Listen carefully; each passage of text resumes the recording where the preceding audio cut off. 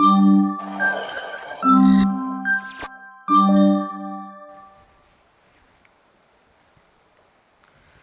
morning all. Plasma proteomics. First of all, what is plasma proteomics? Plasma proteomics is a study of proteins present in plasma, one of the interesting and challenging topic in mass spectrometry. What is the MS based challenges in plasma proteomics? First of all, why we are that much interested to check what are the proteins are present in this plasma? By taking a sample, your blood sample, by analyzing your plasma, what are the proteins are present here, I can get complete one patient information. What is the health status? What is his current biological age? Is he diseased or is he in early stage? Or any medication if you are giving, what are the medication, how it is working? Like by checking this plasma proteomics, you can get complete information of any patient, what are the exact status, what is happening for the patient. So yes, it's very interesting. Then what about the challenges? It's very tough. Analyzing plasma proteins in mass spec, it's very tough. Why? Because as I mentioned, complexity. When I am saying plasma proteomics, it's not about tens or hundreds, it's about thousands of proteins. I am taking only 1 microliter of your sample and I am trying to discover around more than 6,000 proteins in that 1 microliter. Just imagine how much tough it is, because every protein, again I will do the digestion, every protein again it will generate the peptides. It means more than 60,000, 70,000 peptides within 1 microliter. I am trying to identify different proteins. So complexity. And at the same time high throughput. What is high throughput? With 1 or 2 samples, I can't say like these are the issues we are having in the sample. Or when I am doing any biomarker studies, as you know, especially human plasma sample in proteins and all, there is a wide varieties, diversity is there. I can't take any samples from only in Bengaluru, or I can't take from only in Karnataka. I can't report any biomarkers, because as you know, India is like a subcontinent. We may get different varieties of samples and different varieties of protein biomarkers when you are analyzing your samples. So by taking any tens or 100 samples, I can't confirm like these are my biomarkers present in these proteins of plasma. At least I have to analyze more than 500, 700 samples. High throughput sample analysis is needed. And sample preparation. As I mentioned, it's around more than 6,000, 7,000 proteins present. When I am preparing this sample, there are multiple factors are there to affect my sample analysis, and protein IDs means sample preparation. So there are different steps where it's challenging our scientists to analyze the plasma proteins and to get the protein IDs. But I can't say to scientists, please wait for 10 years, I will develop some technology and I will come back to you, then you can develop the biomarkers. Like a James Cameron once he said, no, I am having the script of Avatar, but I don't have a technology to do the film. He waited for 10 years. Same thing I can't to tell to my scientists or innovators, just wait for some more days, I will develop some technology. Because when you are getting any ideas, when it is getting articulate, then only that is valuable. So like we develop different technologies to get the same information. When I am saying 6,000 proteins in the same 1 microliter sample, you should get the same information in every samples. Reproducibility. Today we will give some sample, I will say yes I got 5,000 proteins. If tomorrow same sample if you are giving, I can't say like, oh sorry I got only 2,000 samples. There is a lack of reproducibility. So here with our recent technologies, we are developing robustness, reproducibility, high throughput and less time. Previously we used to have our nano LCM, I hope somebody who is handle all the LCMS runs and all, we used to have 360 minutes, sometimes 6 hours run time for one LCMS run. When I am saying I have to analyze 500 samples, 600 samples, for one sample if I am taking 6 hours, just imagine it may take months to give one report. So now we are having short gradients. For example, if I take as a complete workflow, as I discussed robustness, reproducibility, short gradients and data analysis, one by one we will discuss about it. One is sample preparation, another one is data acquisition, sample separation and data analysis. When I am saying sample preparation, that is a major step. When you are preparing any sample, that is a major challenge normally scientists used to face when they are preparing sample. Because as I mentioned, whenever we are analyzing samples, previously our traditional techniques, we always concentrate on high abundant molecules, high abundant proteins. Wherever if you are whatever sample you are having, always you will try to get the information of high concentrated proteins. But here my aim is not getting high abundant protein information, no. My aim is to get maximum protein information, maximum protein IDs. It is not about high concentration, okay, I will get it immediately. If it is a low concentration, sorry, I am not able to make it with my mass spec. No, I want to get complete information. Whatever is available with the small sample, whatever is there, complete protein ID, I want to get it. In that case, you should not concentrate on only abundance. You have to concentrate on affinity. You should not miss any low abundant, low concentrated proteins, because when I am saying some diseased biomarker proteins are releasing in your bloodstream, do not expect it will have high concentration. In early stages it will be very much low concentration. If I am not able to identify that low concentrated biomarkers, then my study is waste completely, right.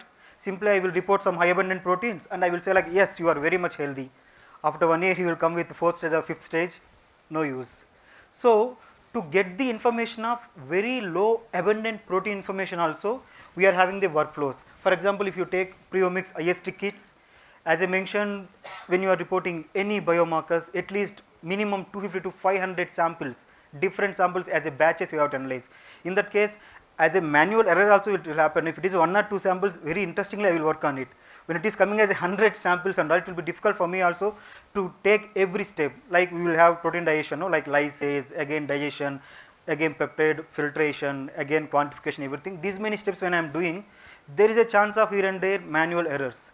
When you are preparing your samples with proper kits, as a ready-made kits, there is no chance of any manual errors. First thing, we can increase the reproducibility.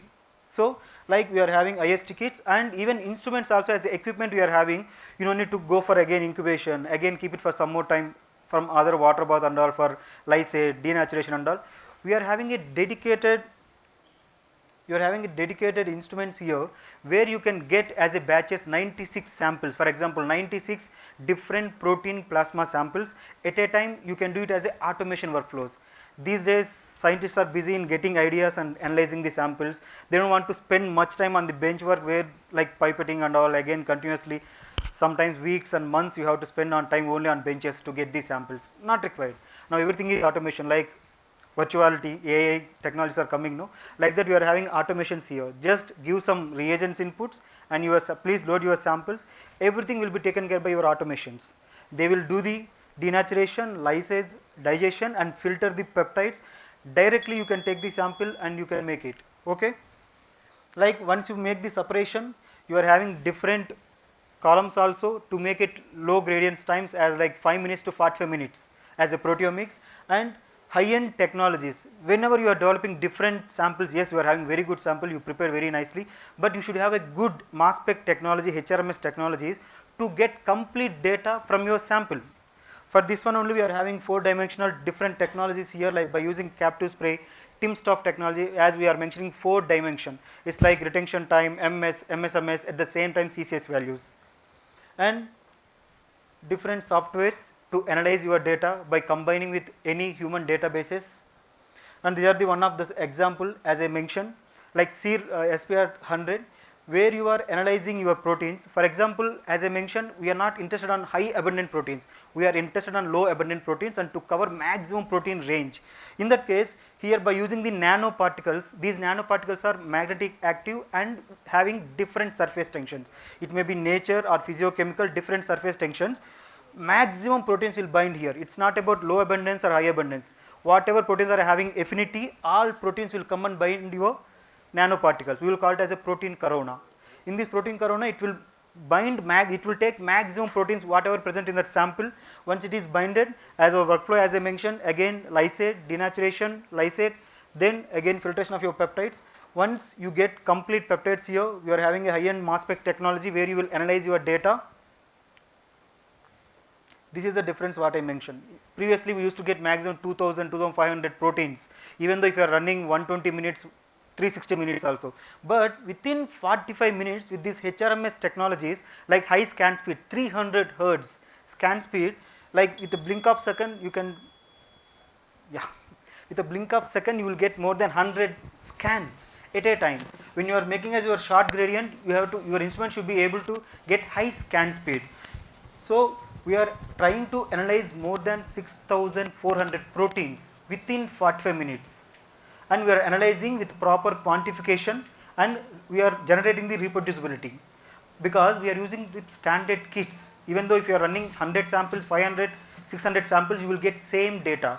You will be very much confident about your data also.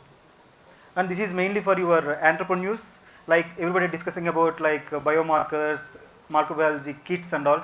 Even I usually felt like there is a gap between mass spec technologies developing biomarkers and hospitals and innovators. So this is one slide where I want to keep as a discovery. First, it's time for questions. If you finish up. Yeah, this is the last slide. This is the last slide. As a discovery, first you will identify your biomarkers. Once you are identifying, again you will validate the biomarkers by using the human databases. Once you confirm your biomarkers, then you will start commercially producing those biomarker kits. I hope in coming 10 years we will start giving kits for mass spec biomarkers also, comparatively for microbiology biomarkers. And here, because of the time limitation, I am stopping here. Yeah, please, session is open for questions. Thank you very much. We have time for one or two quick questions. I have one. There's one there, but I'll start with that. Please, can one of you get that? When you do this nanoparticle based thing, you get many more proteins. Yes. But is abundance a problem then, because they bind with different affinities, or that's not a major issue? It's because of different affinities. It's not about abundance. First, starting when you are introducing your nanoparticles with proteins, as a high abundant, they will start binding. But by using this magnetic, that's why I told them nanoparticles connected with magnetic, these high abundant proteins will get dispatched. Only affinity, by basing upon the affinity, it will bind. And at the same time, when I am saying nanoparticles, it's not about one or two kinds of nanoparticles. We are having 250 kinds of nanoparticles with different surface physiochemistry. Perfect. Thank you. Yeah. Quick question there.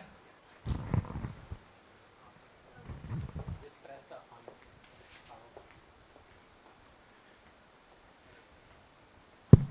Can I hear me? Yeah. Just two questions. One, first of all, great work. Is this a mission that's approved by the Indian authorities for use within India for identification of specific proteins? One. Two, in terms of consumption of this information for the 5,000 proteins that you have, do you also have some level of understanding of how this information can be translated to useful inferences for either clinical or other level of work? And just one more follow up to that itself, how about the sensitivity of this data? Because for a lot of the proteins that came up in the last 1 decade, there's a lot of sensitivity issues that we have been observing for the likes of lipo-A, etc. Yeah, regarding regulatories, like Indian regulatories and all, still it is in R&D level. And yeah, they started already, like clinical trials and all, they started. Kits are available, but not in India. That's why I'm requesting you entrepreneurs only, you have to start. Discovery side, we will take care. Discovery or validation or batch validation, everything will take care. But as if they are developing in European countries also, there is not much use. Because our biomarkers, Indian population, it will be completely different compared to your European or American biomarkers. That's why we request you as innovators. Yeah, your second question? Information that is able to be converted into insights for the proteins.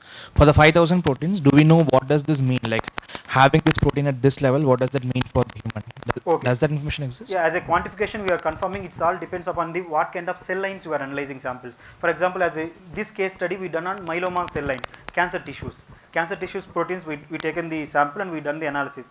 Like this, as a bloodstream plasma samples, you can do it, or from tissue you can extract the proteins. And as a sensitivity wise, that's why we mentioned this nanoparticle abundance. Here, this is not the matter of sensitivity, it's about the matter of affinity and number of protein IDs. Once you confirm the protein IDs, then again you can go back, anytime you can work on quantification as to check the sensitivity of the molecules. Hi, Venkatesh. Yeah. Gagan here from Proteomics. Yeah. Yeah, hi. Okay, you have shown both seer proteomics as well as preomics, and both of them having plasma depletion solutions. Just a ballpark figure for the seer proteomics, but I believe it's very, very expensive per sample enrichment then compared to other vendor solutions. Okay. Any approximate idea how much per sample cost? Yeah, seer, I agree with you, it's little costly as, okay, but you can try with IST, preomics and preon, those are affordable compared to your yes, seer, yes, yeah. Thank you so much. Sample to cost wise also it's low cost. Proteomics. Venkatesh, we'll move on to the next talk. Thank you. Thank you.